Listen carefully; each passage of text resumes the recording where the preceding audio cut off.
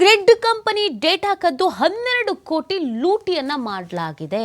ಹೆಂಗಿದು 12 ಕೋಟಿ ಲೂಟಿ ಮಾಡಿದ್ದಾರೆ, ಏನಿದು ಅಂತ ನೋಡೋದಾದ್ರೆ ಬ್ಯಾಂಕ್ನ ನೌಕರನ್ನೇ ಇಲ್ಲಿ ಮಾಸ್ಟರ್ ಮೈಂಡ್ ಅನ್ನುವಂಥ ಸತ್ಯ ಕೂಡ ಗೊತ್ತಾಗ್ತಾ ಇದೆ.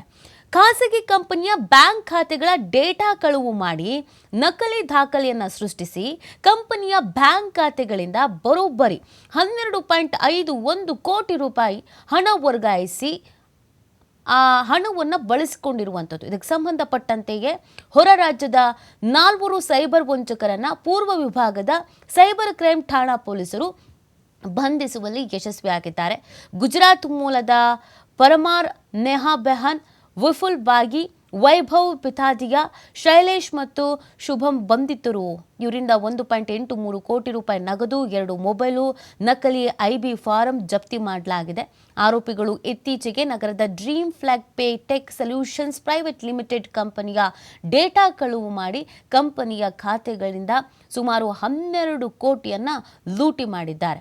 ಗುಜರಾತ್ ಬ್ಯಾಂಕ್ನಲ್ಲಿ ವಹಿವಾಟು ಮಾಡಿದ್ದಾರೆ ಅನ್ನೋದ್ರ ಬಗ್ಗೆ ಕೂಡ ಮಾಹಿತಿ ಸಿಗ್ತಾ ಇದೆ. ಪ್ರಕರಣದ ತನಿಖೆ ವೇಳೆ ಸೈಬರ್ ಪೊಲೀಸರು ಕಂಪನಿ ಬ್ಯಾಂಕ್ ಖಾತೆಗಳ ವಹಿವಾಟುಗಳನ್ನು ಪರಿಶೀಲಿಸಿದ್ದಾರೆ.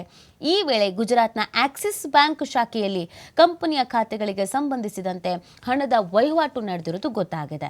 ಸೊ ಇನ್ನೊಂದು ಆಶ್ಚರ್ಯದ ವಿಚಾರ ಅಂತ ಅಂದ್ರೆ dream flag pay tech solution private limited company ಇಂದಿರಾನಗರದ ಆಕ್ಸಿಸ್ ಬ್ಯಾಂಕ್ ಶಾಖೆಯಲ್ಲಿ ನೋಡಲ್ ಮತ್ತು ಚಾಲ್ತಿ ಖಾತೆಗಳನ್ನು ಹೊಂದಿದೆ.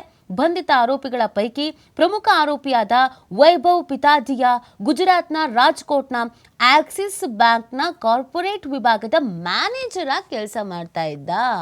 ಎಷ್ಟು ಈಸಿಯಾಗಿ ಹಿಂಗೆಲ್ಲ ಹೆಂಗೆ ಮಾಡೋಕ್ಕೆ ಸಾಧ್ಯ ಅಂತ ಅಂದರೆ ಬ್ಯಾಂಕ್ನ ಸಿಬ್ಬಂದಿಗೆ ಇದರಲ್ಲಿ ಶಾಮೀಲಾಗಿರೋದು ಕೂಡ ಗೊತ್ತಾಗ್ತಾ ಇದೆ.